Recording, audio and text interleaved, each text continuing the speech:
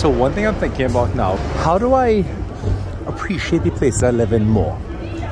You know, you live there every day, you take it for granted, and you don't realize that, like, living in Toronto, for example, this is like a city people pay lots of money to come on vacation to, right?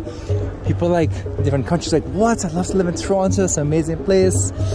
Even some of them like the winter, they like the snow which is falling. But the problem is it's very hard to appreciate that when you're in a place because you just get used to it, right? It's like background. And so, therefore, I've had to do a lot of traveling recently. Even like short trips, like 9 days Toronto, 10 days in Trinidad. That's snow, you see? Look how excited I am to see snow in February. Would you believe that? That's a miracle. Because I don't really like the cold that much. And I'm like excited, right?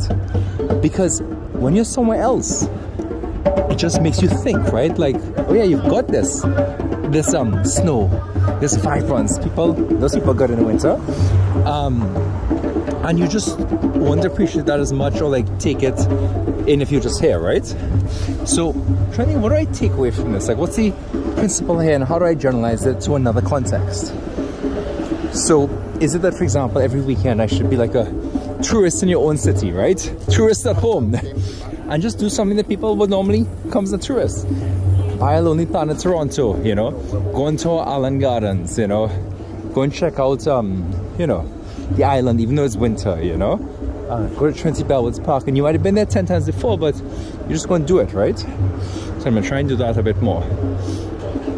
Because then I can much cheaper get a similar benefit as actually traveling back and forth from different countries. And even tonight, I was in Toronto, I'm like, what?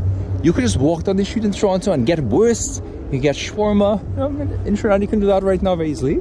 It's in Chicago, you know, they have lots of good restaurants, but not that particular combination on Queen Street. And snow. Trinidadians have never seen snow come down in their country. Imagine that.